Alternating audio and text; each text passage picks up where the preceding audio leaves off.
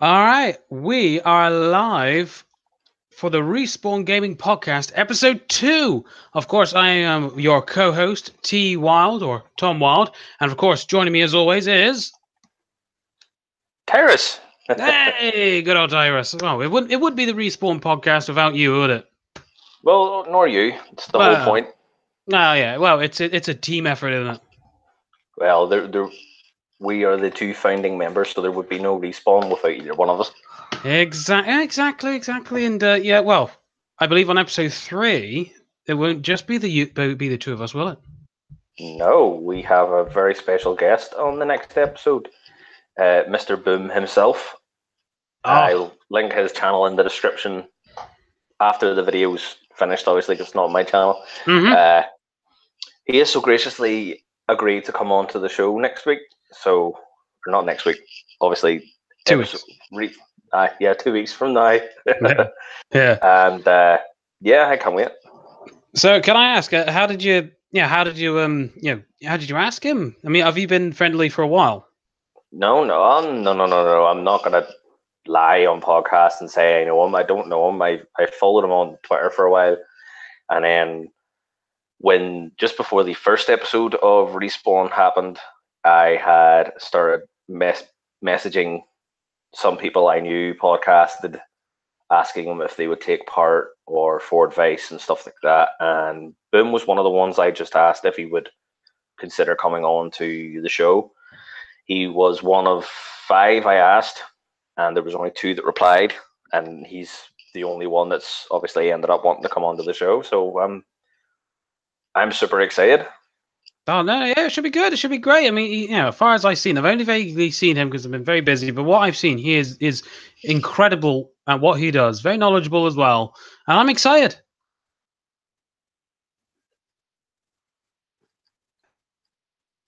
Hello. Oh God, don't say the bloody leak's gone. We've already started about 45 minutes late. What do you mean 45 minutes late? Oh well. We're 15 minutes early. Oh, yeah. Of course, no, definitely. We were actually supposed to broadcast live at 9. Of course, not how dare I think wrong? No, it just went all crackly and silent there. Oh, fair enough. Oh, thank Christ it did not drop. I was gonna say that's the last thing I think we both need. No. So the topic of discussion for episode 2 is, of course, done release dates, downloadable content, season passes, pre-order bonuses, and of course remasters. A very hefty subject, in my opinion. Absolutely. There's a lot of mixed feelings regarding almost every one of those subject topics. Oh, good God, yeah. I think we should probably start off with probably one of the closest to our hearts is the fact that 3 huge game titles are being released near enough on the same day next year. Believe it or not, there's 4. I actually checked that up after we had that discussion. Did I say 3 or did I say 3? No, I told you 3, but I have actually looked it up since, and there's 4, if I'm not mistaken. Oh yeah. Which one? Oh, would you like to read off the list? 2 seconds. I'll have to hunt it up. That's right. I think I got a few right here. I believe one of them is that Days Gone, the whole zombie apocalypse one. Yeah. And I got.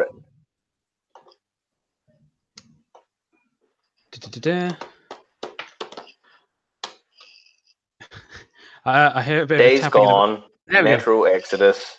Yep.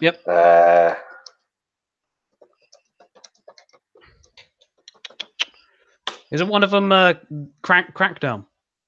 Yes, Crackdown 3 is supposed to be coming out. Where is it? I literally had it right here. Oh, no, it was like last podcast, wasn't it? When we looked through our notes and there was Doom staring right at us in the face. Yeah, and we never mentioned it. That's why I tried to take notes this time. I was like, what's going on? I mean, I've got very vague, bad notes this week. I mean, I could just, I could have a rant alone about some of the subjects here. So I've only got limited amount of notes. Well, unfortunately for me, the way I was storing my notes kind of crapped itself on my phone, so I've kind of logged into the application on the computer. Oh, that's fine. That's fine. We got time. We got time to kill. It's our show. We can spend as much time as we want. It'll be pushed to the download anyway. So if I go to work, I'll definitely listen to this in the morning. It's actually quite humorous listening to episode 1 when it's just out and about. It's actually, the sound of my own voice. I don't know if it's for you, but once you hear your own voice, it is very kind of odd to hear. Oh shit! Okay, found the note. It's actually a very busy few weeks, and I know it's not really in February per se, but it's around about that time. The end of January. We have 2 big ones. The Resident Evil 2 remake. Oh my god! Really? At the Kingdom Hearts 3. That's at the end of January as well. Yes, and then a matter of weeks later, in February, we have Anthem, Days Gone, Metro Exodus, Trials Rising, and Crackdown 3. Whoa. 1, 2, 3, 4, 5. Is that 7 games? I count 7. Well, 2 in January, 5 in February, but they are still pretty close together. It's only a matter of weeks separating any of them. Jesus, and I've got, the average price, because I've got the price of 3. I got Crackdown, Days Gone, and Metro Exodus. I got the prices here, which I've had a look when we initially did the conversation. 50 quid for Metro Exodus, and that was listed at February 27th. 50 quid again. Crackdown 3, which is an Xbox One exclusive. That is but around about the same price again, in the 40s to nearly 50s. Yeah, the only one there that probably won't be £50 or $60 for any American listeners would probably be Trials Rising. That would probably be like $30 or something. That's the maybe. What's the original? That's the prequel. It's not the prequel, sequel to the other Trials one, wasn't it? Trials. Yeah, that's the one with you're not BMX, the scrambler trying to do. I should know because courses. Yeah. I should know because I played this the other day because it was free. Was it last month or the month before on PSN? That should be a good laugh. But if it's 30 quid, then no, thank you. It's not. It's not worth that amount of money. It's a literal arcade game. It's a literal arcade game. It's not worth £30. I mean, if they were going to give it £50, then I would have definitely turned my back on that. I'm dreading it, but at the same time, I'm really excited. I mean, some of those are really, really big games. Anthem looks insane. Days Gone looks really, really good. Metro Exodus. I mean, I love the Metro games. I mean, I even have the books upstairs. I was actually going to ask you because I've never played or read any of the Metro books. I've only vaguely heard of them. I know of them, so I would quickly like you to quickly recap it just for me. Well, not going into too much detail in case you end up wanting to play them, but Metro's basically like a Russian Fallout. It's set in obviously the Metro system, where after nuclear war, people have basically retreated into the Metro systems networks, and basically that's their home. That's where they live. Yeah. And there's mutant creatures. There's all sorts of stuff. There's even, obviously humans sometimes end up being a bigger threat than the creatures. Stabbing you in the back, trying to take your stuff, kill you, and loot you, and just attacking your home and stuff like that. Oh, seriously? So like Fallout? It's not that kind of RPG. It's more of a first-person shooter, like. But the setting is esque of Fallout. Yes, it would remind you heavily of Fallout. Yeah. Yeah. Oh wow. So I mean, it's just by the sound of it, just then, I didn't even realize they were even a book. I mean, are they good? They were a book before they were a game. The original Metro came out, Metro 2033, came out on the 360. It didn't come out on the PlayStation, I don't think, because I don't remember ever hearing about it until Metro Last Light nearly came out. So, yeah, the books were very good, very dark, gritty, doesn't pull any punches, and the games are exactly the same. My kind of book. The currency in the game is actually quite interesting. It's bullets. Oh, seriously? Military-grade bullets is the currency. You have these crappier bullets that do less damage, which the people actually make, obviously, to use as bullets. But these actual, like, Soviet AK-47 bullets which are in pristine order, to use as currency. And you can actually use... if you actually get into trouble, you can use your quote-unquote money to defend yourself. Oh my god. Now, see, that would be... Those bullets do better damage, but it's the fact that you're shooting your hard-earned currency. Oh my god. Now, see, if that was me, I'd just completely... I'd probably fumble over just the decision of which one to use. Oh, yeah, my god. Now, that actually sounds quite good. I mean, would I have to play from the beginning to get what's going on, or is it something like a Fallout where it's a separate story each game? No. The way they did Metro Last Light is there is a brief recap at the start. It doesn't go into too much detail, obviously, in case you want to go back and play the previous game. But personally, I would get they were remastered recently. Well, not recently, a couple of years ago, and re-released. They remade the first Metro game in the Last Light engine. So that's the best way to play the first game. Because when I tried to play it on the 360, it hurt my eyes. I had to turn it off. I loved the story. It was just at the time I played it, it hadn't aged well. It's such a shame how some games don't even age well. It's mostly shooters that I find that don't age well. Stuff like GTA, the classic ones, they got a nice little piece in my heart, but anything like shooter-wise, they don't age too well. Yeah, I recently found the first the first FPS game I ever played in a my friend's shop, and I picked it up for 50p or something. It was Medal of Honor Underground, I think it was. It was when you played someone in the French Resistance in World War II, and even though I can't play that game, I don't have an original PlayStation to play it on. Yeah. I was so buzzing. I came home and it was like, really? Wow. I was like, look, I find. And they're like, what is it? The PlayStation game? And they're like, you don't have a PlayStation. Oh. That's not the point. Yeah. It's the fact you had it. Oh, yeah. I had it when I was about my son's age, maybe a little older. Wow. Oh, well, I think we should have a nostalgia episode down the line. I think we should. Yeah, that'll be cool. What do you think should be the definition of a remaster? Minimal touch-ups or a complete rework like Gears of War Ultimate Edition? You see, I'm very picky when it comes to remaster, because every time I think of a remaster, the only thing that pops into my head is, they've just touched up the graphics and they've updated it and they've made it more crisp and clean and up to date the graphics, really. And I think the gameplay itself, and this is just my pre-assumptions, is the fact that usually the gameplay stays the same. It's basically just revisiting the old game, but just in a different presentation, or in a better way, should we say. So that's why I very rarely pick up any remasters. I'm very skeptical when it comes to them. I would usually have to wait until I see something, like a review or a YouTuber, show me something different about this remaster that should give me a reason to purchase it. Because if not, then I can probably purchase it. Okay, yes, the graphics will still be crap, but I'll get the same experience. Yeah. But at a cheaper price.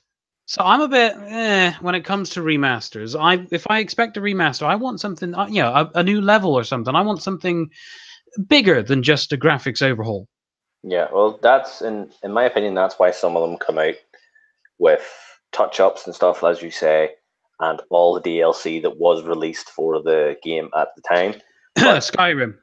Yeah, Skyrim's a perfect example. They did a proper graphics overhaul. The volumetric lighting was changed. The water effects were changed. I mean, they basically redid the game. Not in a large scale. They did go back over everything and the game's incredible. For me, that's the definition of a remaster, when they actually put work in and actually make the game look and run better. The likes of the prototype games. Activision released the prototype and Prototype 2 as a Biohazard pack to download on the PlayStation and the Xbox several years ago. Now, they were touched up so little that me personally, still having Prototype 2 on the 360, I could not tell them apart, which was absolutely unbelievable considering you were paying for them all over again. I was going to say, and how much was it for the remaster? Well, for both games, it was £50. Whoa. I know that was for both games, but for a so-called remaster, which didn't look much better than before, yeah, I was furious. Yeah. How much would you think it would cost if you bought both on the last generation console separately? Both on the last generation console, I had them both. I mean, if you take to instead of around about the time when the remaster was brought out, how much would you think it would cost to buy both of them instead of just the pack? Well, I had bought Prototype 2 for about £6 when Wow. it went on sale. I bought it for the achievements because I had previously played it and got all the trophies on the PlayStation 3. So I knew it was a good game, and I thought, why not? Got a weekend to kill. It was on sale, Games of Gold, free £6 at it. Boom, that was my weekend sword. Yeah. Well, there you go then. £6 or £50, you choose. Yeah, but the likes of Gears of War Ultimate Edition was completely and utterly rebuilt from the ground up and released again. Now that is a remaster. That would there's a video on YouTube where they were talking about it, like a little documentary where they go to the studio that was doing it. They actually filmed it as like a documentary. Wow. Yeah, to just to show people how much work was going into it. It showed you little clips from the original Xbox 360 version of the game, because Gears of War 1's some age now, and the changes and everything. I mean, even some of the cutscenes, yes, the same dialogue and all used and stuff like that, but the actual image you're seeing on screen is not just the exact same image. They're all in the exact same spot. I mean, camera could be further away, they could be further apart. The background could be different. I mean, they actually took the story, not the game, and built it up again around it. For me, that should be the way all remasters work. They should go back, redo the game, hence remaster. Exactly. Just it's a reimagine. It should be called reimagined. Remaster is the graphics touch up. Reimagined should be what you just described right there. How do you think they'll do for Resident Evil 2? Do you think that it will be just a quick little touch up, or do you think they're going to completely? No. Have you seen the trailer for it? I have seen the trailer for it, but I mean, like, obviously that they have, obviously improved it as we said before. But I mean, do you think? I suppose that's actually quite a bad example, to be fair, because you're comparing a PlayStation 4 game to a PlayStation 1 game. Yeah. I just realized that that was a terrible example I just asked you right there. Well, no, it looks incredible. If you're asking me, does it look better than Resident Evil 7? I don't really know. I never really put much time into Resident Evil 7. Oh, I played it in dark, and I nearly crapped my pants. No, I was just a fan of the old Resident Evils, like up to 5. I didn't like 6 at all. The camera just ruined the whole game. You couldn't see nothing.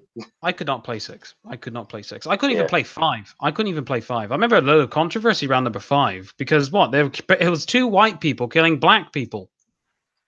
No offense to any black people out there.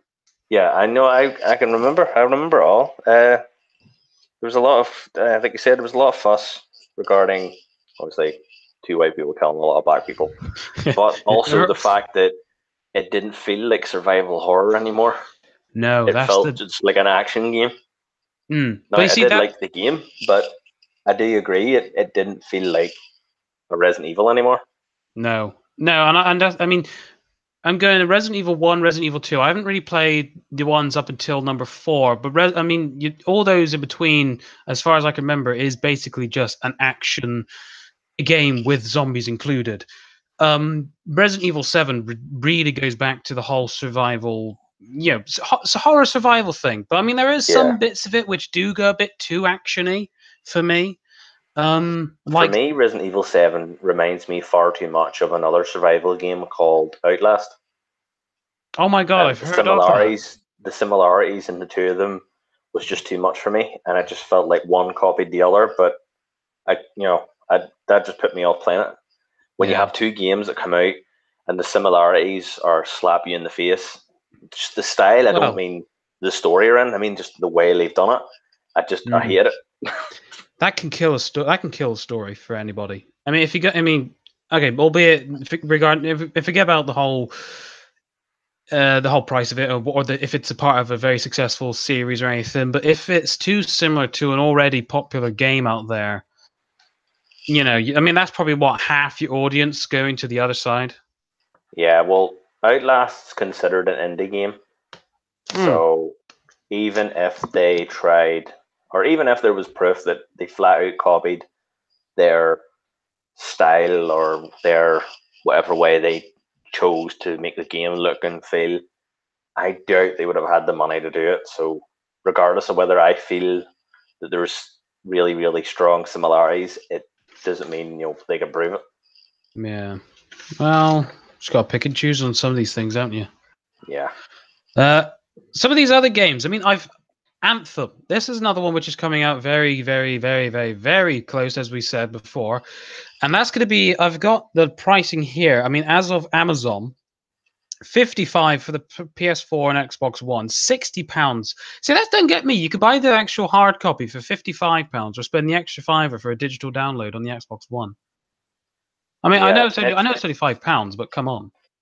See, that's another thing that's getting me. I mean, every time I've bought a game recently that has been, for example, when Far Cry 5 came out, when I still had my PlayStation, I bought it. It wasn't £55. It wasn't £60. It was 50. And then you have bigger companies, bigger than Ubisoft, like EA and Activision, going, you know what? This is a AAA game, and as soon as they say it's a AAA game, they try and rip the arse out of you and go, here you go, you'll pay the extra £10 because you want this game. And people do pay it. That's why it'll never change. You have too few people saying that's balls, change it, and you have too many people going, okay, that's a bit expensive, but I've been looking forward to this game, and they buy it. It's the same thing with like DLCs, but we'll get to that in a minute. Oh yeah. Yeah, not a huge fan of that. But no, I mean, Anthem, how long have they been hyping Anthem up? Because it's been years, and I've only vaguely heard little bits and tidbits. I've only really discovered it at EA, when they finally, made the whole reveal and everything. Not EA, E3. Dumbass. But yeah, it just is. Do you think it's going to live up to all this hype? I don't know.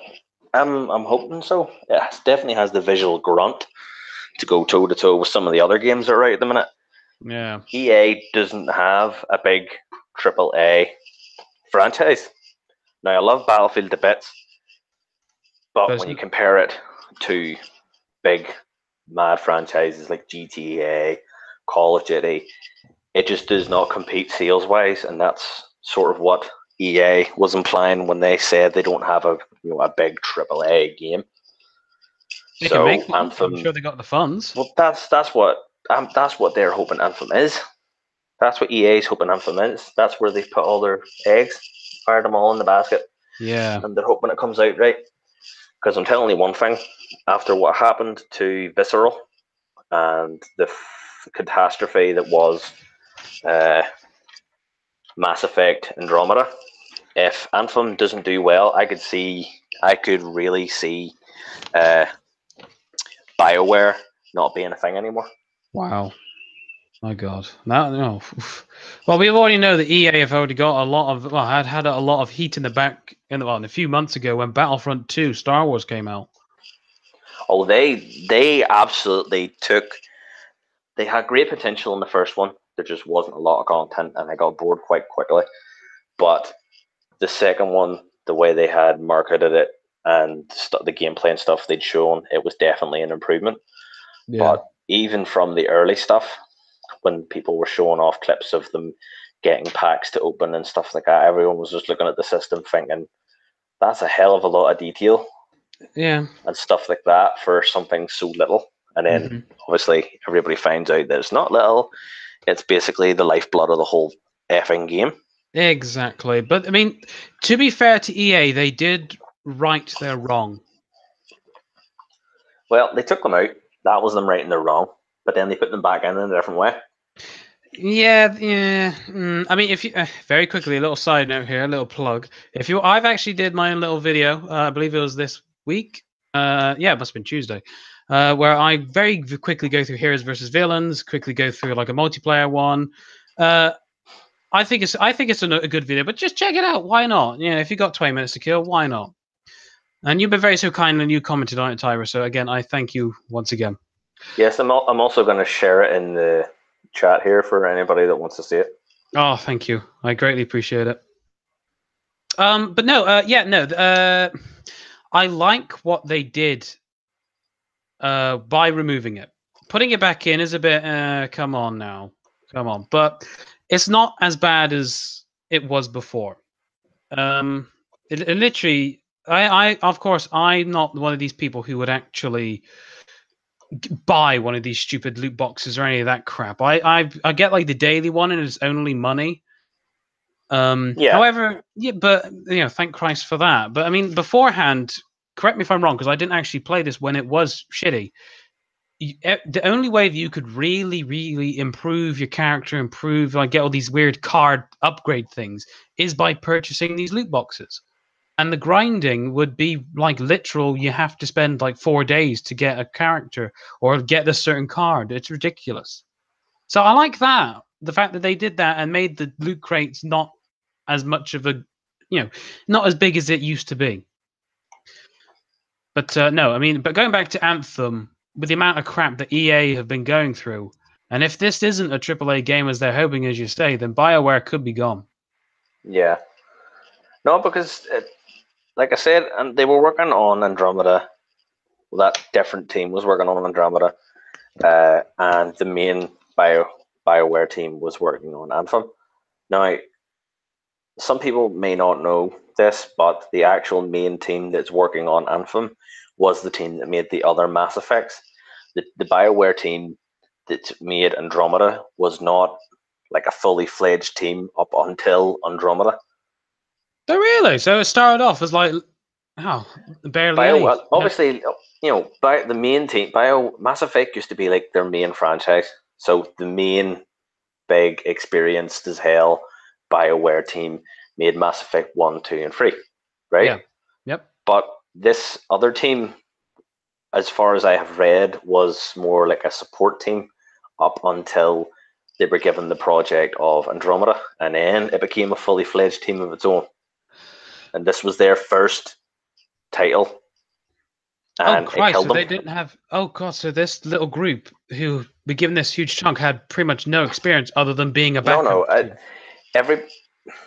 In terms of BioWare, that's what that team was beforehand. But when obviously they were given Mass Effect, they were given experienced people, shuffled things around, they didn't just start off with like from people straight out of college. There was experienced people in that team. But before that, they hadn't made a game. They had only done support roles, like helping make a certain part of this game work and so on and so forth. But Andromeda was their first whole game. Wow. But recently, I think it was actually today or yesterday, one of the people that have been working on Mass Effect Andromeda has actually blamed other games for it not doing well. Wait, in what way? I don't know what way, but as soon as I read that tweet, the only thing that came to mind was one of the first people you talk to when you get to Andromeda, that doll that has absolutely no facial expression whatsoever and says, "Sorry about the face, it's a long trip."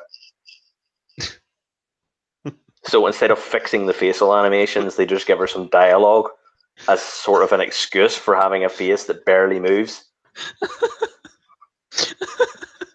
I swear to God, Tom, if you ever play it, that will be the first thing you see, this ginger-haired girl going on about why her face is so stiff.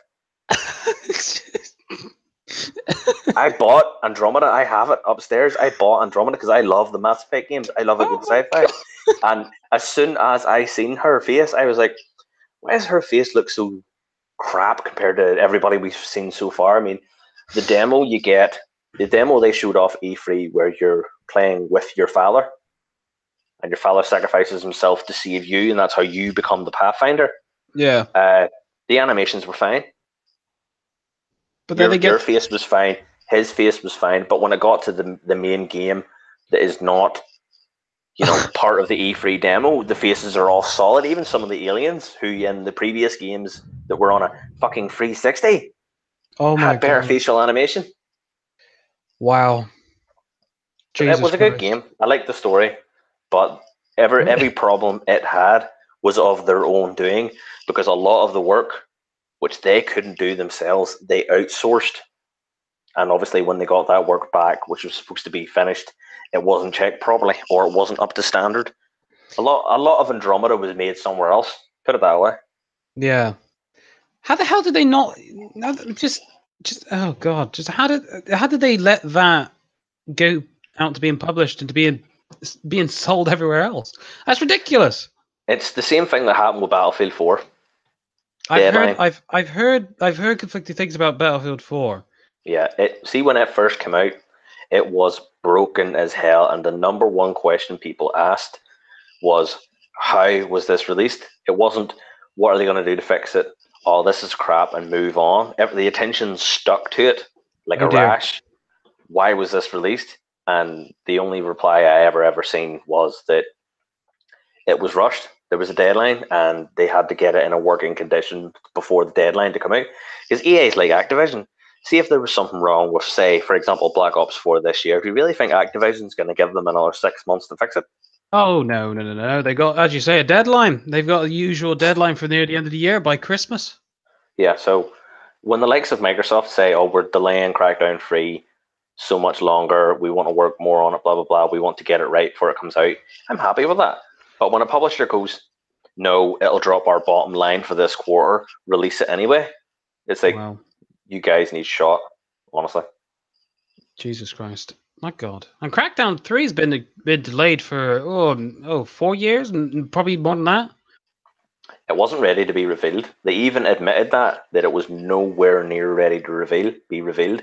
Even that multiplayer stuff they showed you, where it was all rendered on the cloud and stuff, was like early game engine style footage. It was not like actually boys running about playing it.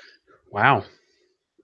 Jesus Christ. But now they're finally actually going to be released. And the same week as, well, these following games. It looks good. I mean, I remember when I was looking through Crackdown 3, past the gameplay and everything, I see the fact that you could, I think it was going back to E3 of 2015, that they had the fact that you could shoot through walls, build your own, shoot through a wall, build your own like little door frame and everything.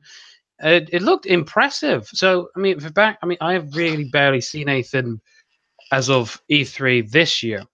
Yeah. Because I've been so focused on, the likes of all the bigger titles, the ones that I've got experience with, because I've got barely any experience with Crackdown itself. So I've been more focused on the ones that I've been really looking forward to. Yeah. But I mean, Crackdown 1 was more like a sleeper hit. I don't think they had much faith in it, because when it came out, it came packaged with a invite to the Halo 3 beta. Oh. And to get the wee beta, it was either a demo or a beta, I can't remember for sure. You had to buy Crackdown 1 to get it. Yeah. Well, that just oozes confidence. But the game actually turned out to be good, because I actually have it backwards compatible here on the Xbox One in front of me. Hey. It was a good game. It really was. Like, at that point in time, there wasn't many open world games like that. There really wasn't, and it was cracker.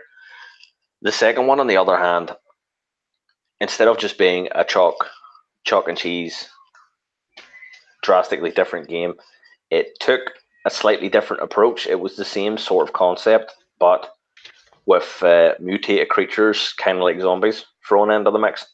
Oh, that's a cheap way. That's a cheap way to just make a new game. That came out sort of when there was a lot of other zombie games coming out, like Left 4 Dead and stuff, and all that stuff was all big at the time. Oh dear God, they probably had no chance then compared to, say, Left 4 Dead. Well, it still did good. There was still DLC and all being pumped out for it and stuff like that, and I've actually played it recently. and there was people still playing it, so it must have done all right. Well, if it's living up to nowadays standards, then definitely doing all right then. So you excited for Crackdown 3? It'll be if I have to choose one to buy out of the February and late January release, it would be Crackdown 3, which is weird for it so long. Yeah. I don't know about me. I'm actually quite swaying to go towards the Metro. However, I need to pick up the other games. So if I do get around to picking up the other Metro games, they're definitely going to go for Metro. If not, then I'm probably going to go for something. I don't know, maybe Resident Evil 2, because I remember being a little child, running away from the TV. I'm a bit older than you are. I can remember playing the original on the PlayStation 1. I still got that from my brother. Yeah, I came down on Christmas one day. I had a portable TV in a box. I had a PlayStation. I had about 3 or 4 games. That was all I got. And I looked over at the other sofa at my brother's hall, and the entire sofa was covered. I was raging for the first hour until I turned it on, and then my dad turned to my mum and went, "I hope you know what you're doing," because my grandmother and my mother like games. Arcades. They were more like arcades and stuff, and like old Ataris and stuff like that. But obviously they were like, if you get him this, you've opened Pandora's box, and if he gets hooked on it, like they were with the arcades and stuff, you can't blame anybody but yourselves. And I'm telling you, from the very first moment in Resident Evil 1, when the zombie looks up at you, I have never tried to stab something so frantically in my life. Because I didn't pick to be Chris. Chris had a gun. Oh no, you went for is it? Oh, it's not Jill. Jill Valentine. Yes. Jill. Yeah, she had. I can't remember if it's Jill has the gun or Chris, but I picked the one that didn't have the gun and had a knife at the start. So when this thing runs towards me, there's me standing there with my arms raised, going, "Why can't I walk?" Because I held the button in the attack. Whenever you held the button in the attack, you couldn't move. Yeah, and why can't I move? And this is getting closer and closer, and I'm frantically tapping the button to try and stab it. No. Well, the music didn't help, because it was literally just like the music itself was as if it was stabbing you or coming straight at you. The music was shriekingly scary. But I just remember running out. I remember just running away. I don't know how the hell I remember the controls. I was still fairly young when I first played this. But I just remember running out just to Barry and letting him save me. Yeah, well, it was scripted. I remember that I had stabbed it to the point where it did drop and didn't move. And I went, right, that's okay, it's dead. And I dandered away, back out. And as soon as I go back into the room, the same cutscene happens. And I'm like, I killed you. I feel robbed. God. I never actually did that. I never went back in. No, because I couldn't kill it. No, I couldn't move because it held the button in. The button you press to raise your arms, or if you have a gun, you lift the gun up. Mm-hmm. And I couldn't remember that I was holding it in. I was panicking that much. I was like, why can't I move? Why can't I move? Kept hitting the button to attack and kept stabbing. I was like, guys, you have fucking. Yeah. Oh man. No. I will say one thing about the Resident Evil, the first one, the voice acting probably one of the worst. But it's actually hilarious though. Looking back at it now, I would probably nitpick like that, but at the time, I was so used to a Commodore 64 before I got a PlayStation that I didn't care. I was like, wow, what's this? It's a disc. What's a disc? Where's this go? Yeah, no, we were always a Nintendo 64. I know it's a little bit later. I don't know if it's later or before. I was very young. No, the N64 came out after the PS1. No. The GameCube came out when PS2 generation, so I think the N64 came out after the PS1. No, I remember trying to get one. Oh, really? Being told to do one. Oh no, that was our first games console. We had like 3. Oh, this must have been 1999, and it was just constant James Bond GoldenEye for it. Fantastic. So when you made that video, and for me, I pretty much jumped up in excitement of like, oh my god, I didn't realize that was on Far Cry. Neither did I. In all honesty, I was just sitting bored, and I went, right, I can't be arsed playing the story right now, so I'll go on to the multiplayer and see what's happening here. So I went to custom maps. Pick a random one. Like community spotlight or whatever it was, and it just loaded up this, and it was like GoldenEye, and what? Actually GoldenEye. I'm like, what's going on? And it was 12:30 at night. I was rubbing my eyes, like I wasn't even sure I was reading it properly, and I thought I may record this for Tom. He thought he'd love us. And I love those maps. Those maps are all permadeath anyway. You die once, it's over. So I went, this would work. So I set it all up quickly and sat down, the eyes rolling in the back of my head, and play GoldenEye. I was like, what the hell? Sure, I was that tired, I didn't even get out of the air duct without setting everybody off. Whereas when I used to play it on the N64, I could have got all the way to 006 without setting an alarm off. You got all the way to 006 without setting the alarm off? Yes, I learned, I played that game that much that I'm sussed where everybody was going to be, and God. I headshot every one of them.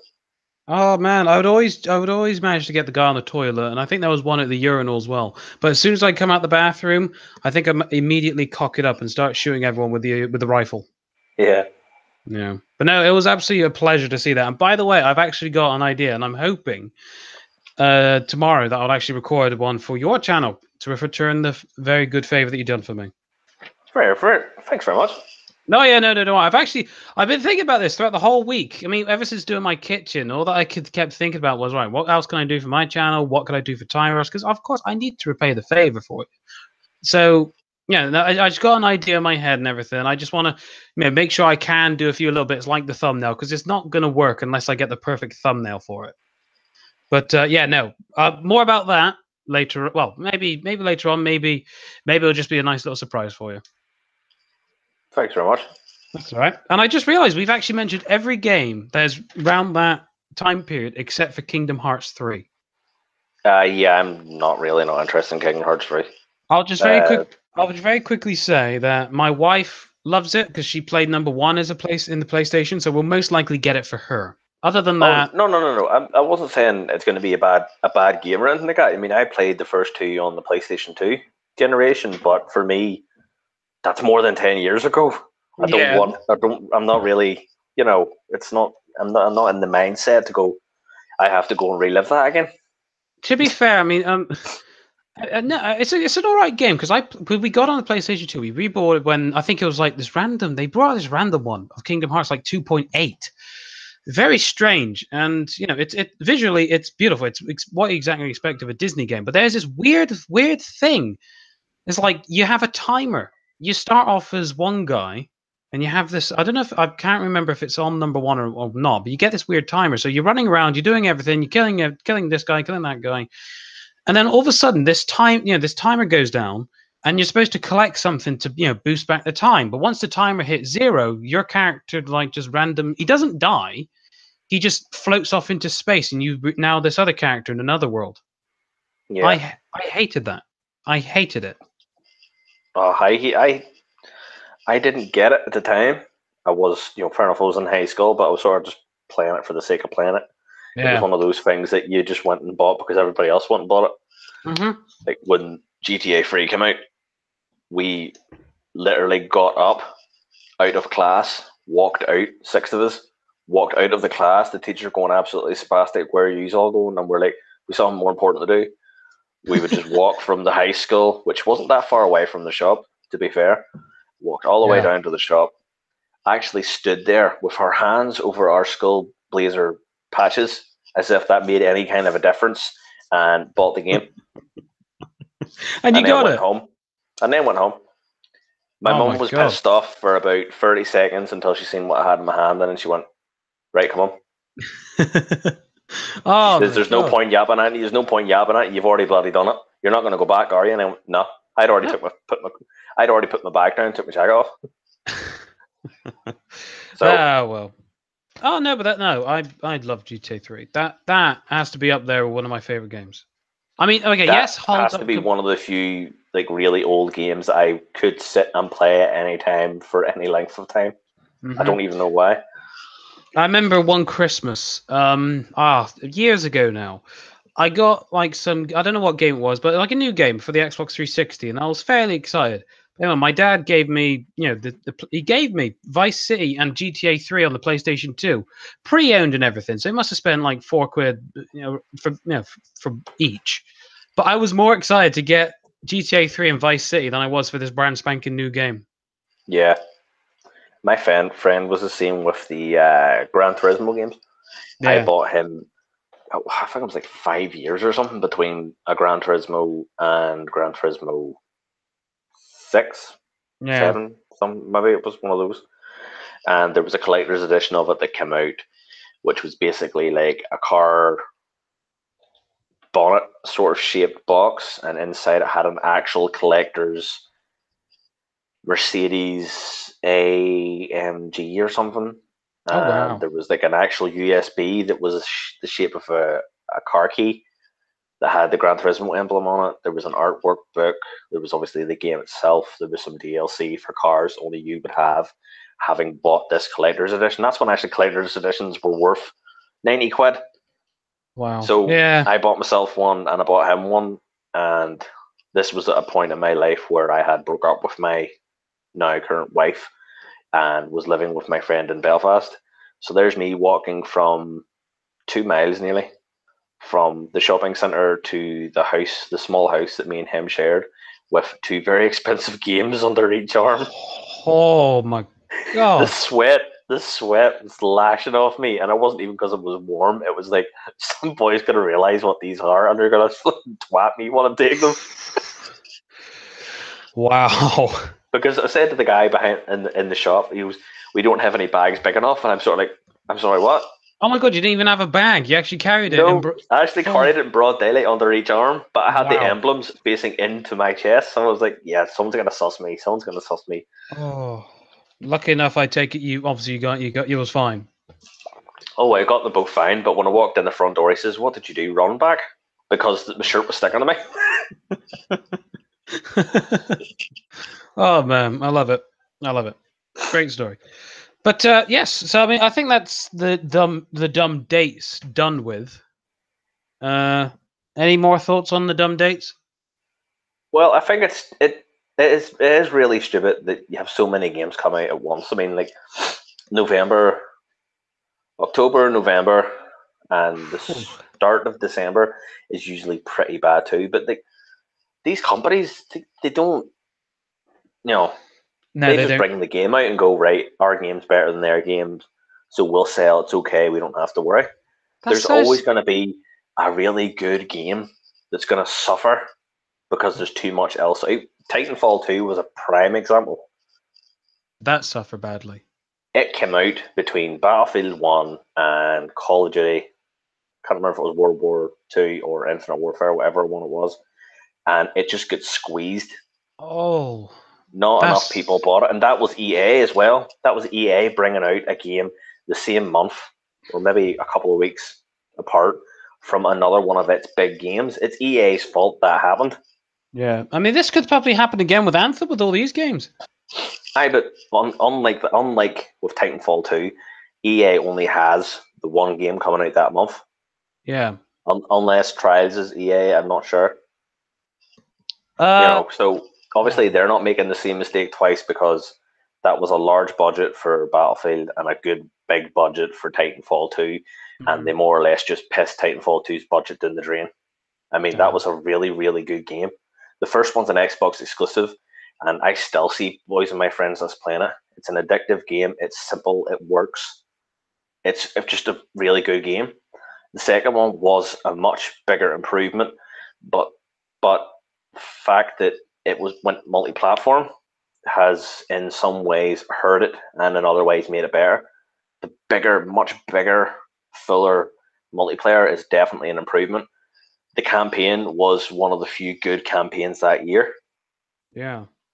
But the way they had to bring it out in between two titles that were franchises much older and far bigger was just sheer stupidity. Whoever actually allowed it to be released on that date between them should have been sacked. Oh dear. Damn. No, I mean there is a load of games coming out at the end of this year as well. I mean, there's as we said, Fallout, Black Battlefield. I mean, even Black Ops 4. That's for the brain dead people who want to buy that damn thing. However, I feel quite bad because I'm actually my birthday falls on September, and what I'm going to do is I've already pre-ordered one game which I'm going to get, and I've stupidly went for the special edition. I think it's because I had 50 quid. I pre-ordered yesterday actually Red Dead Redemption 2, the special edition. Which one? Because there's a few of them. Oh yeah, but the one above, not it's the one above the just average pre-order. So the middle 70, one 75 quid. Do you remember the GTA 5 special editions? Remember the big one? Nearly £200? Yeah, F that. I ain't spending anything ridiculous like that. I remember someone sent me a link recently on social media. Was it the top 10 most expensive collector's editions of all time or something? Yeah. And there was one that was like $1 million. Oh my god, you're not going to talk about Saints Row 4, are you? That's it. That's the one I was Saints Row 4. You get like a role in a movie and stuff as well. I was like, did anybody even buy it? I have actually got a list of things right here, and I found the article, and they've actually totaled it up. And guess how much? And it was actually priced at £1 million, wasn't it? Right. Well, I thought it was $1 million. I'm not sure. Oh yeah, sorry, dollars. Because I just I automatically go for pounds. It was actually priced at $1 million. But do you know how much? I'm not going to list everything there because it'll just take me 2 hours to list everything that was included.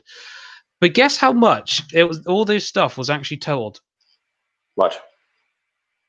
It was actually everything you were paying for $1 million was actually totaled as of 2013. $629,974.69. That is just over $500,000.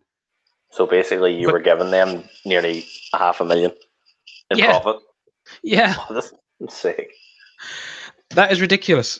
Oh my god! I'm so glad you actually brought that up. That was my first front page on my notes. That was unbelievable. So it was. I was like, is that real? Is that legit? I had to Google it afterwards. I was like, holy crap, that was actually real. Oh my god. I remember a pre-order for a game. Oh, Prototype. It was Prototype 2, where there was a certain edition of the game which was actually quite rare. I think I couldn't actually find a picture because I was going to send it to you, but I couldn't find it. Where you actually got James Heller's jacket with it. And it was actual brown leather. Wow. So the jacket itself was nearly £200, and then the game on top of that, the collector's edition for it, I can't even remember how much it was. It sounds like $300, maybe more. I think they actually did something similar to that with Resident Evil 6 and Leon's jacket. No, that's it. That was it. It wasn't Prototype at all. It was Leon's jacket. Yeah. No, and it was like it's not even a nice looking jacket, I don't think. No, it does. It looks better in the game, but then again, most of the scenes he's in the game is very dark. Yeah, for good reason. Oh god! The pre-order for Infamous Second Son was a bit. Oh god! I'll try and remember that now. Got a beanie hat. Seriously, how much did you pay for the damn beanie hat? Yeah, the collector's edition was like X dearer than the normal one, and everyone was like, "Is it worth it?" Because you're not really getting any in-game content. You're getting a beanie hat. Oh my god! Excuse me. I've got on one of my lists in regards to Red Dead 2, the collector's. I think it's the actual highest amount. The biggest. It's not. Where is it? No, I got the wrong price. Yeah, that was it. No, the actual most expensive edition that you could buy for Red Dead 2, I think, is just over 100 quid. It's not as bad as the $1 million or Leon's jacket one, but it's like you get a tin box with a lock and key, a puzzle, double-sided, pins, playing cards, a fake copy of of a magazine, and a bandana in case you fancy wearing a bandana. But the best thing about this, you're paying 100 quid for all this stuff, and there's no actual copy of Red Dead 2. Yep. What? That's not actually the first time that's happened. There was an edition. There was an edition of Battlefield 1 that came out, I believe. If anybody wants to correct me, they can, but it's all right. It came out, and it had all sorts of stuff in it. It had a statue and all that stuff, collector's content and all that, you know. Wow. But when you open it, there was an unboxing video on YouTube that I watched, and there was no game in it. I bet the dude flipped out. He didn't know. He just said, right, this has just arrived. We're going to do an unboxing video. This is the such and such collector's edition for Battlefield 1. And he had his gloves and all on. He was opening away at it and all. And see, as he was lifting stuff out, he's like, oh, the game must be at the bottom. And then when he got to the bottom of the box just folded flat. And he went, there's nothing. Where's the game? And there was a list of contents. So we checked the list of contents, and it shows you on the camera. And he's like, really? You see it on the camera, and you can hear the disappointment in his voice. He's like, although I already have the game, he says, there isn't actually a copy of Battlefield 1 in this collector's edition. And then he put the box down, and he sort of, the hands were on the table like, oh, what the fuck just happened? Oh my God. They said it's for people who like to buy the game digital, but still want to have the option of buying those, you know, collector's edition, like the statues and any books and stuff like that. Right. Which is a solid enough idea, but the collector's edition was more, that collector's edition that didn't have the game was still nearly £90.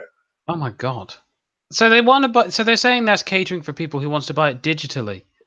Why don't include why not include like a like a code? Why not include a code that you could just easily redeem and get the damn game for that? Oh well, that's why. Oh, you know, because that's how they sold PUBG. Well, sorry, are selling PUBG on the Xbox. If you go into a shop and you buy a physical copy of Battlegrounds, when you open that box, it's a card with a code on it. Oh, really? So you download it and you have the exact, you know, it just works the same as everybody else's. Huh. Interesting. So there's nothing wrong with doing it that way. No, of course not. You know, but how can you have a collector's edition of a game with no game? It's no here. They've got away with it once. It's not going to stop. My God, and people buy this. No, I mean, well, yeah, they do. That's the whole reason why this stupid, dodgy stuff continues to go on, because there are people out there, consumers, which don't know they're getting the hand took out of them, and they buy it thinking it's a good deal. Damn. They seriously it's a simple Google that you can do, and I'm guaranteed. But a large portion, I'd say, a large portion of people that buy games at the minute still don't really know, you know, the ins and outs. I mean, me and you right now doing this show, having YouTube channels and being really into games, we're probably not the average gamer. We're probably like the hardcore guys. You know, we're the guys that are, I would hazard a guess, practically obsessed with it. Whereas there is guys that just buy and play casually. Oh no, damn man! But then I'm so I just still can't get over the fact that people would actually pay that ridiculous amount of money for nothing, really. Because I have to admit something. When Assassin's Creed 3 came out, I was very into that game, and I did go and buy the statue. How much did the statue cost? Because I remember seeing pictures of it, and they looked beautiful. Well, at least this one came with a copy of the game, which I didn't know. There was only one place to buy it though, the Ubisoft store. You had to make an account on the store, fill in all your details, all that stuff, and buy it from them. You couldn't get it from game. You couldn't get it from anybody else. That statue in particular was only available by them. And how much did it cost? You couldn't shop. 93 quid. You got the game. You got the statue, which up until last year I still had. It was mental. Even though it was plastic, and it says, you know, obviously it says it's plastic in the description of the collector's edition of it, it was solid. The detail was immaculate. It looked exactly like it does in the game. You know how you get some collector's editions in the old, you know, back in the last generation, and the statues with them, you're like, what is that from? I haven't seen that in the game at all. Whereas this literally was Connor from the game. It looked perfect. I got artwork, cards, content in the game, coin. Yeah. That was one of the few collector's editions I ever bought where I actually felt was worth it. I mean, I'm one of the guys that paid over £100 for the care package edition of Call of Duty Black Ops 2. Really? Yeah, I wanted the case. I didn't care about anything else. I wanted the case. Wow. My God. It basically is a big, mad case. It was a big case. No, it wasn't like a small wee thing that you opened up. It was not like it's nearly the size of a suitcase. Put it that way. Jesus Christ! But there you go. That is what was it? A pre-order bonus or just like it was? No, we're talking about editions, aren't we? Not pre-order bonus. It was the RCXD edition, the big care package edition. It was it was dear at the time. Even my wife, well, she wasn't my wife at that point, was like, "Are you sure you want this?" She's like, "You could buy 3 or 4 games for the price you're going to pay for one." I'm like, "Yeah." That was back when I actually enjoyed playing Call of Duty. Mm-hmm. When the good old days, because I find Black Ops 2 still holds up today. Oh yeah, they made that back. I think I'm not gonna. Oh no, they didn't make that backwards compatible. I'm surprised because they did Modern Warfare 3. Yeah, that's the one they made backwards compatible. Sorry. No, that was a good one. That's a fantastic game. I like the survival mode. The only one here, it's weird. They made Call of Duty 4 Modern Warfare backwards compatible. They haven't made Call of Duty Modern Warfare 2 backwards compatible, but now suddenly they've got Call of Duty Modern Warfare 3. So they skipped one. They skipped one, and that's what's getting a lot of people thinking we're getting remastered too. Oh, but God. They remastered one. Would you say that those two? Would you say those remasters are worth? Because I'm assuming they're a full game price. They are. Well, when Modern Warfare Remastered was finally released standalone, I don't think it was full price. I think it was maybe £10 cheaper. I think it was only a £40 game. Oh, that's understandable then. I like remasters when there's got at least a bit of reduced price. It's Activision. There's a but. Oh, Christ. It didn't come out with all the maps. There was a map pack released for it. You had to buy the map pack. Are you kidding me? Nope. So I guarantee the airport map was one of the ones you had to bloody buy separate. Terminal? Yeah. That was... No, I think it was... No, it wasn't... The maps you got at the start weren't exactly the same as the maps you got at the start in the original version. Some of the I think 1 or 2 of the maps that you did have to pay for in the original version were in this one at the start. Like the most popular ones were in it from the start. Wow. And then the map pack was basically all the ones that were missing. But you still ended up paying for a full priced Call of Duty game because you had to buy the game at like £40 and then the map pack at like a tenner. Oh. Activision aren't stupid. Oh no, of course not. But that's how they get you, innit? That's how they get you. Oh yeah. It's like got Black Ops 3 from because it was free, wasn't it, from the Sony 3 thing. And the zombie maps on there, Jesus Christ, I would love them, but the price that they're pushing for them, £25 for just these maps that I'm only going to play, I don't know, 4 times in total of each map, and then just forget about it. No, thank you. Yeah, it is crazy. But speaking of Call of Duty, should we move on over to the ridiculous idea of their season pass? Oh man, I see in the last couple of weeks I have so drastically tried my best not to make a video cracking up about that because it's so anti-consumer. It's not even funny. You couldn't even hide it. It's like Activision have set themselves the mission of destroying Call of Duty. Yeah. I mean, they've replaced the campaign with a fucking battle royale mode. Now, I can't say anything. I do enjoy PUBG. I do enjoy certain battle royale games. It's the trend at the minute. Yeah, to cut out something that's been in Call of Duty since it hit console There wasn't a campaign when Call of Duty came out on the PC originally. It was just a multiplayer game. But when it came out on console, its bread and butter and what kept people buying it was the campaign. And now they've cut that out and they think people are happy about it. And oh my god. The DLC plans. You have to buy the season pass. You have you can't buy the individual map packs anymore. You have to buy the season pass. These could be before if they brought out a crap map pack, you could just say, no, I don't like that one. I'll wait till the next one. Or the next one, and buy the ones you like. That's the beauty of it.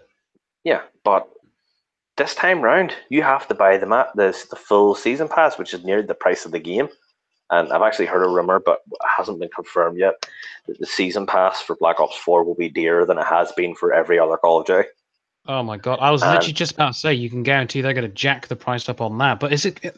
Oh my god! I don't think it's confirmed yet, Lou. But if these maps could be the worst Call of Duty maps they have ever made, and if you buy the season pass, you are stuck with them. Jesus, I've got completely ripped off. I've only very quickly what I made a quick note here. So Black Ops 4 Zombie Experience brackets at launch. What the hell do you think that means? Zombie Experience. It means you're basically paying for only so much of a game, and they're going to shoehorn the rest in at a later date or make you pay for it. Yeah. Because see now that there's 2 or 3 different kind of zombie mode in it.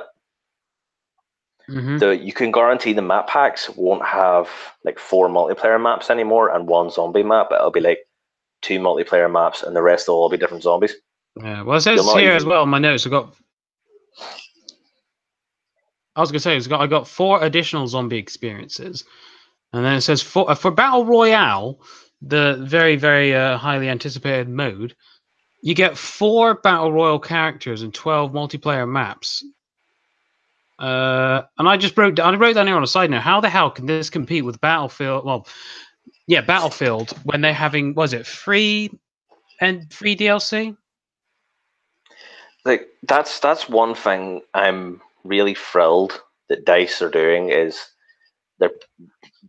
they experienced a want to do something like this before Battlefield 1, but ultimately they ended up having premium anyway.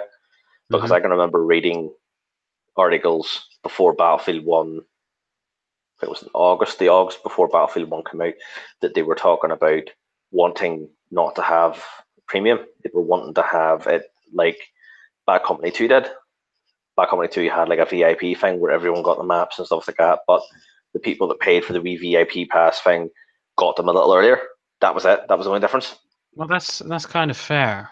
Yeah, but obviously they ended up with premium. But this time round, probably because of the backlash from Battlefront 2, they've been able to do it this time.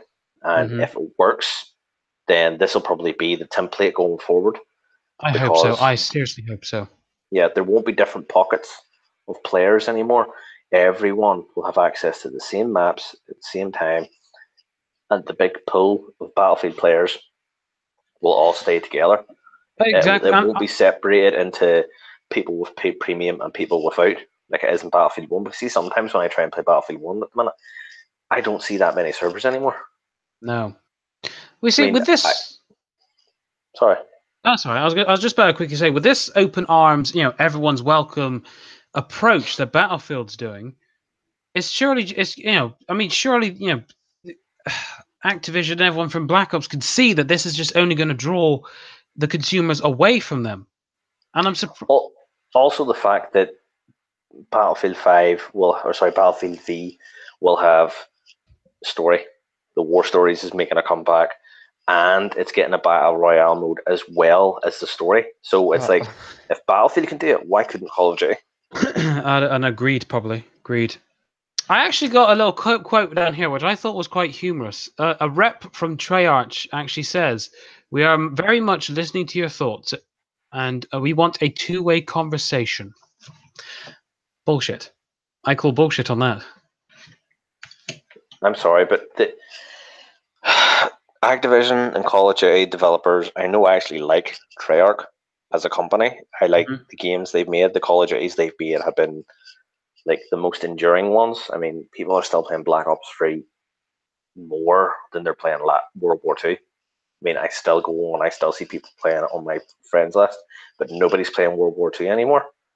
So they're making the better Call of Duty games, but obviously the game they're trying to put out this year, yes, it's drastically different. They do need to try and change things because people are getting bored. Every year the sales either go up a little bit or go down drastically. It's not something they're going to be able to sustain for another 6 years. Sooner or later, Call of Duty will either have to skip a year and them actually try and do something different or do something drastically different. But they have done that this year. This is drastically different. But this is heading the wrong damn way. Yeah, it's heading the wrong direction. Yeah, it's put it this way. See, as soon as I seen the leak that it was Black Ops 4, I was actually excited. There's even a couple of videos of my channel where I put the trailers up in excitement. I had actually did a video talking about one of my Terror Show episodes, Black Ops 4, Will It Suck? You know, that was actually the first talked about giving it a chance. But see, after the information between now and then, I won't touch it. You couldn't pay me to play it. That was actually the first video I ever watched of yours. Your Will It Suck video. Before or after I contacted you on Twitter? I think I can't remember, but I think that must have been one of the first ones I watched, and your tone has completely changed. See, Activision are the only company I've ever heard of that can take gold and make shit. Yeah, that's a good analogy. It's just the bluntest way I can put it. Mm-hmm. Correct me if I'm wrong. Isn't Fallout 76 doing a similar thing as Battlefield, where it's free? However, they are going to have the microtransactions, but that is purely cosmetic stuff. It's they basically took a step back and went back to the way things were on the PS3 and 360. A lot of games came out with microtransactions in them. A lot of them. I hate stuff, silly little things. I hate microtransactions. When I don't like them either, but if I had to choose between all that stupid loot crate system and microtransactions, I would take the microtransactions, because if I did end up putting extra money into a game that I really enjoyed and thought obviously deserved it, I would rather know what I'm going to pay for. Like PUBG, but when Battlegrounds came out, I really supported it. I wasn't sure it was going to do well. I bought the game outright. I actually bought one of the sets, one of the suits, costumes that was available when it first launched. That was like £3 or something for a bright white tracksuit. Very nice. And I bought it because I was wanting to support the game. I was really hoping it would succeed and it would take off, which it did, but not because obviously I bought a tracksuit. But for that one reason alone, it's took off. There's nothing I enjoy more than hearing my friends laugh like hell when they see me run over the hill in a game where being seen sometimes is a bad thing. Me run over a hill with a backpack, a gun, and a bright white tracksuit. Dun, dun, dun, dun, dun, dun, dun, dun, dun, dun. Come at me, just shouting, "Come at me, bro! Come at me! I'm over here." Oh no, but I completely agree with everything you said. Then I would take microtransactions purely as long as it is cosmetic. However, if it is in regards to microtransactions and mobile gaming for the likes of Dungeon Keeper, that Simpsons game, it's ridiculous. Have you seen? Have you played any of these like stupid little mobile games? Not any of the ones you have mentioned. I'm dabbling with PUBG Mobile and Arc Mobile at the minute. Does that include you do something? I don't think this does, but it's like for say The Simpsons, you're rebuilding Springfield, right? Or Dungeon Keeper, you're building a whole dungeon. I don't know. Say you're putting down the school. In real time, it will take 24 hours to make that school. And you can either wait or you can spend virtual currency of donuts to speed it up from 24 hours to 30 seconds.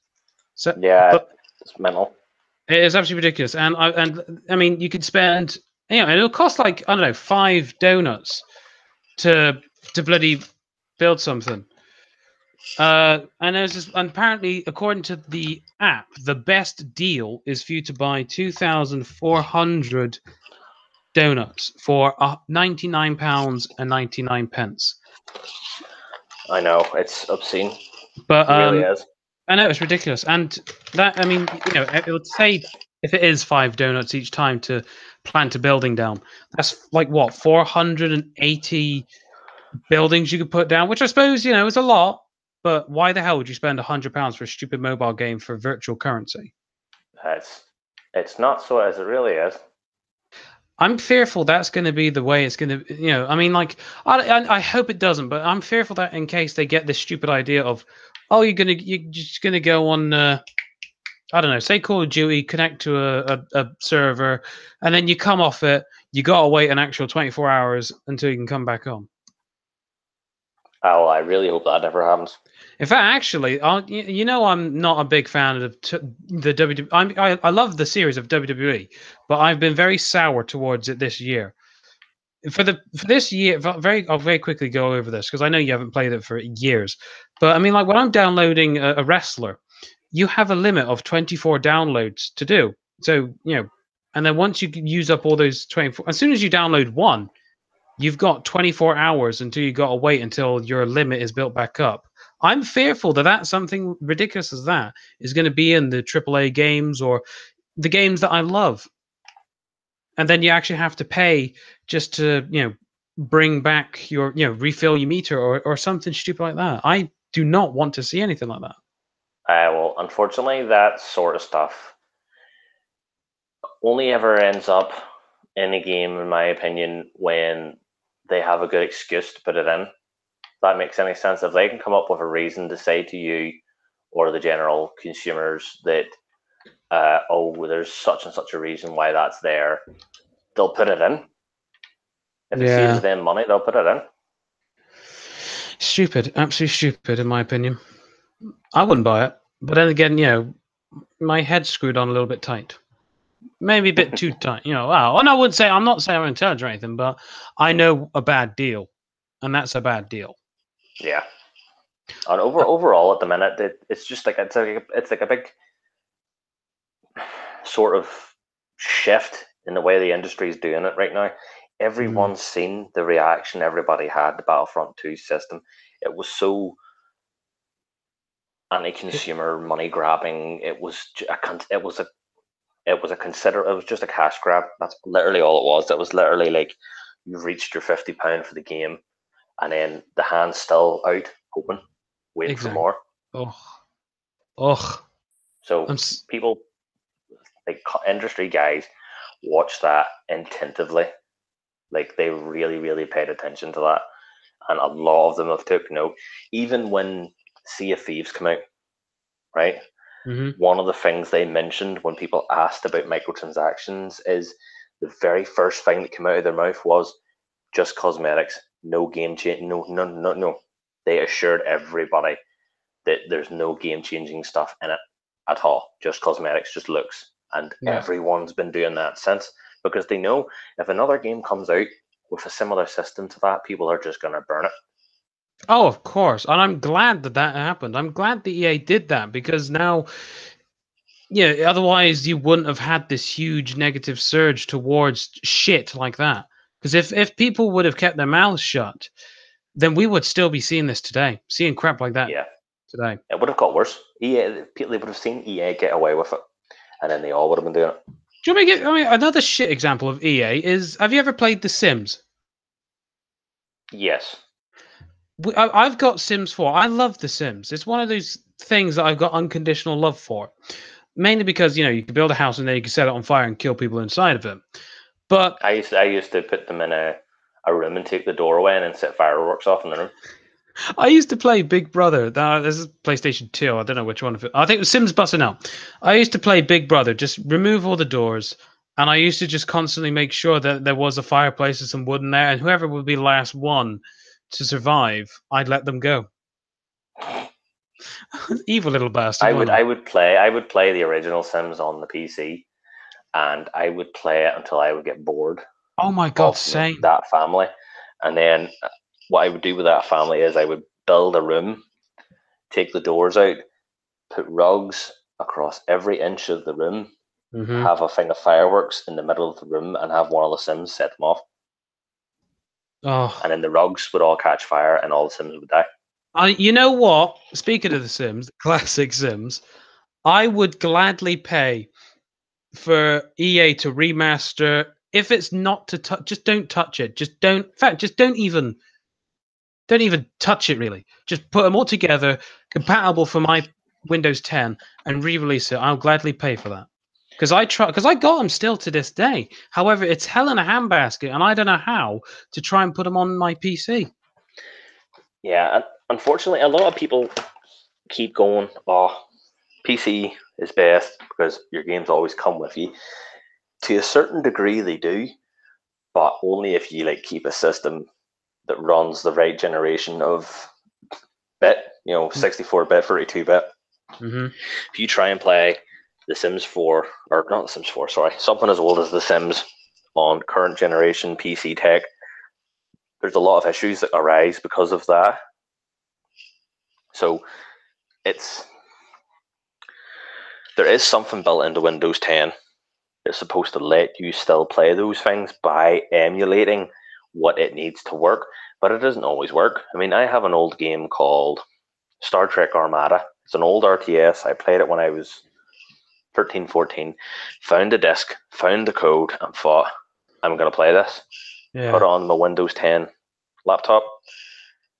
The compatibility thing that it does to supposedly get it to work would fail every time I would try and start it. Same here for The Sims. It would let me install it, no. Yeah, same. As I try and play it. Yeah, no, I mean, you click on. I mean, it will install. It all seems it's going fine until you click the actual play button. Then it'll just do nothing. Yeah, because whatever it is that it checks, whether it's DirectX 9 or whatever it is, it would just immediately fail. Yeah. Anyway, very quickly, I was going to give you a short example from The Sims, but Sims 4, there's DLCs, and when they release DLCs, a lot of it is very minuscule, such as stuff like a hot tub, which should come with a game. I mean, just for stuff is a tenner, and there's at least 20 stuff packs. So that's a lot of money right there. Then you get all the expansions, like the seasons, like pets, like flats and everything. That's 35 quid. But the thing which really upset me is we bought pets, and then we bought this thing called small pets. But little did I realize is that in order for you to get small pets, you need to buy the expansion pack of pets. So there's DLC of the DLC. Are you serious? I am fully serious. I mean, and all that is just you have a little hamster cage. And that's all that is. And that was that because it's extra stuff other than just say like a hot tub or little bits like that. Something for your Sims to really interact with. It's more than a tenner. It's nearly £20. So you got to spend £35 so you can get this other DLC. It's ridiculous. You need this DLC for for this DLC. It's laughing stock. It's horrible.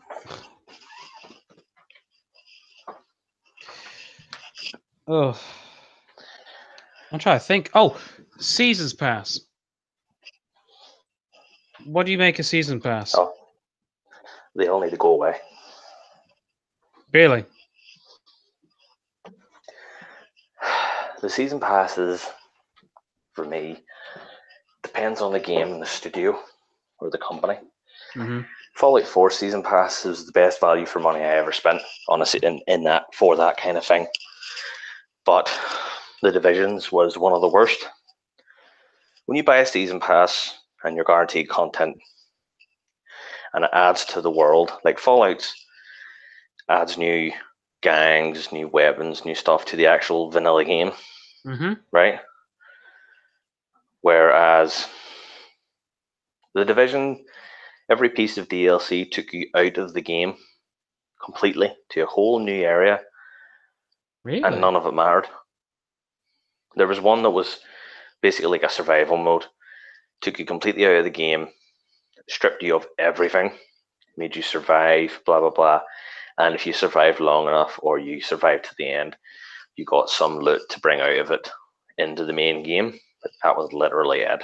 Damn. I mean, I bought the season pass for it, and do you regret it? To be honest, I fully regret it. Ubisoft do some very good games, but their season passes are pure shit. Wow. Wow. I mean, I've got the Division. I got it for Christmas, but for some reason, I just get very hard. I find it very hard to get behind. I don't know why. I honestly have no idea why. I don't know. It was intended to play with other people. You can play it solo, but it does get kind of boring. The Division was like a team thing. Yeah, you kind of got the feel of that. But this was before I got online, so it was just nothing but it me. Could be done solo. But when it came out, I had just got an Xbox, and I played it on my own because I didn't really know anybody at the time.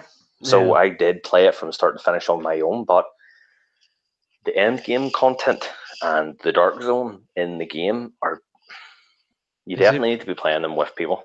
Is it really hard, the dark zone? Because it looks very. When I saw that was an actual thing, I actually got quite excited to go and investigate in there.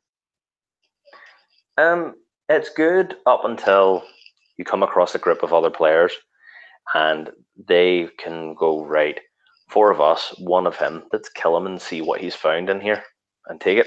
Oh shit! Which they can do. Oh god. There was once I was playing it in the dark zone, and I had called in a recovery thing. A helicopter comes after a certain amount of time.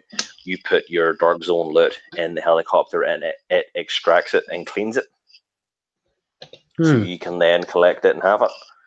And the amount of times I was in the dark zone and I got screwed by guys waiting at those locations where you call in the helicopters just to steal my loot was mind-blowing.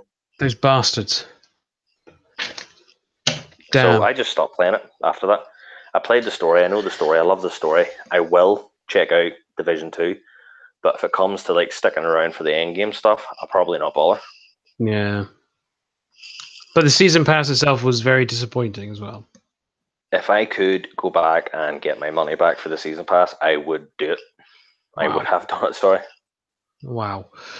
I see. Well, I am a huge fan of Far Cry, and I think their season pass is probably the best season pass I've ever encountered.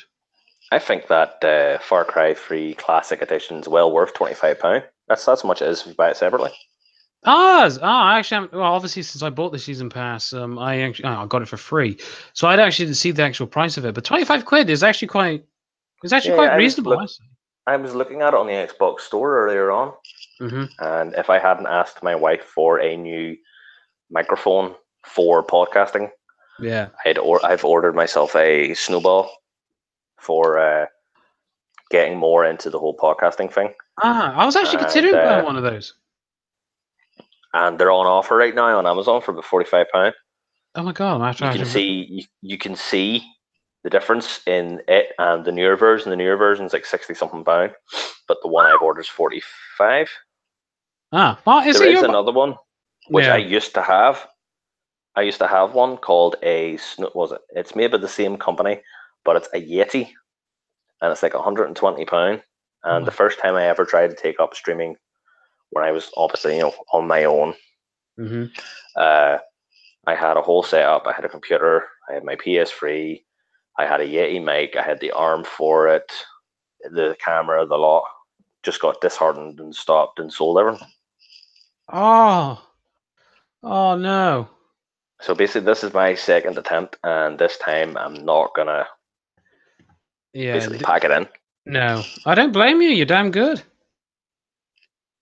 The only thing I will say I've learned this time round is the stuff I had bought at the time I took for granted. Yeah. Like the laptop I had at the time was really balls to the wall. like, I was lucky to have it. Yeah. The capture card was the best one you could get at the time. I think it was a Hauppauge, whatever you call them. They're not the good ones now. The Elgatos kind of took over that. Yeah. And the camera and stuff. I took it all for granted. Didn't put enough effort in. Didn't get anywhere. I have gained far more traction and stuff like that this time round than I did the last time when I had all the gear. The gear doesn't mean anything if you don't put it in. So most of my editing's done from my phone this time round. I've learned to do better with less. So eventually when I do end up with a good computer and stuff again, it'll be different. Oh man, fingers crossed for you. I think this is my third attempt, and I'm actually putting some effort in myself. I mean, my first attempt was 2014, 4 years ago. But I mean, it was literally just me, crappy little mic, a little recording thing and everything, and it was all well and good because me and some guy who I met started up their own little channel together, Easy Media. Yeah, Easy Media. I don't know if that's even still going around or not. But no, it's just my heart wasn't in it. And then eventually, when I moved, I met my wife. This is before we got married. I tried it again because I had this little thing with work where I'd have every Monday off. So I thought I'd actually, try that. But then actually, no, sorry, this is my fourth attempt at something along the lines of this. My actual last attempt was literally like a week before I actually posted my first YouTube video. And it was mainly solely wrestling. And I was going to sit down and watch wrestling and just talk about it because that's the main thing for the wrestling community. However, when I looked at how much content there was for wrestling, I am not kidding. There was just pages and pages and pages of people doing it, and it was just way too much. And so I thought, you know what, I'm just going to make this. It's the trying to find your place in the YouTube crowd is going to be the hardest thing to do. Mm-hmm. I think it's not going to be making the content. Yeah, I think I found a good place here. I think I really have. I feel like I'm onto something here. Yeah. Yeah, I'm not investing as much time as I probably should to make it grow or anything. I'm happy with, steadily pottering. Eventually, once I can get the funds for the right things and everything like that, then I'm hopefully going to invest more time in it. But for real life. The main thing that I've been told, like literally the only advice that I've been given that's actually worked, has been not to worry about how much content you're putting out, just so long as you're happy with what you're putting out. Mm-hmm. Because that'll be the first impressions anybody gets of you, is the quality of what you're putting out. Yeah. Whether it's a daft wee video or it's something you've poured a lot of time into, if the quality's not there and you don't sound like you're enjoying it, then no one's gonna sub, no one's gonna like, no one's gonna watch the rest of the video. Yeah, no. Yes, very, very true. There was a couple of things I tried to look up for my son today, in fact, that I typed into Google, or not YouTube, and there was a lot of smaller YouTubers doing these videos, and I thought, I'll watch one of these boys, see what the crack is, Mm-hmm. And I watched 4 different videos, and I actually ended up disliking one of them, which I don't like doing that, because the guy, his attitude from the start of the video was just absolute garbage. It was the first 3 things he said was sub to me, blah blah blah, and stuff like that. Now there are ones that do that, but they do it like they're all happy and all, and they're like, oh, before the video starts, like and subscribe if you haven't already. It means a lot to me. Yeah. When they say it like that, it's fine.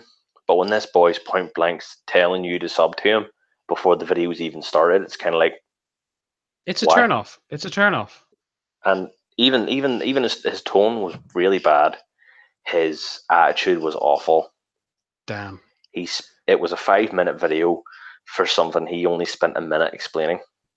No, seriously, so the rest was probably bollocks. Stopped it, and then 3 other ones were there, and 2 of them I liked. One of them I subscribed to because they got to the point.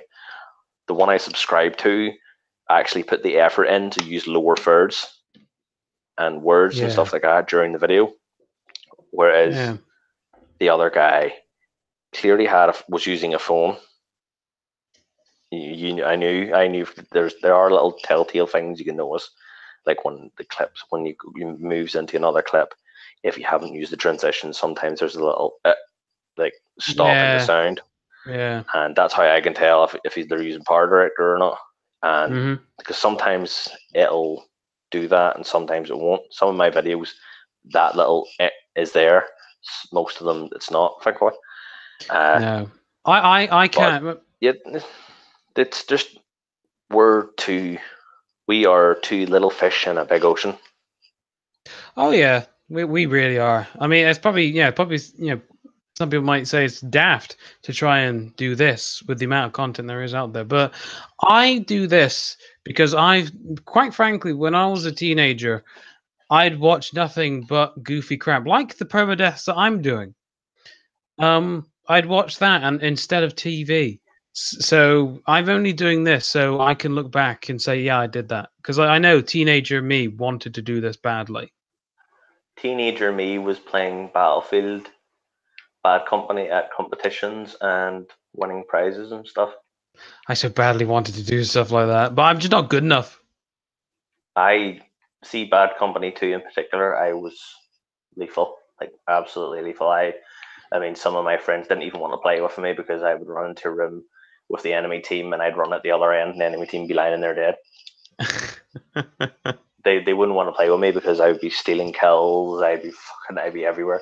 Yeah. No, I'm glad I'm doing this. They would literally crack up. Yeah. So I entered competitions and stuff. And the year the Wii came out, I actually won a Wii console in one of the competitions that I'd won, and took it home and gave it to the wife. Said, "Hey, we'll have bought that for you." Well, not my wife, she was my girlfriend then. Yeah. Wow. Here she is. Oh, did you buy me a Wii? I'm like, yes.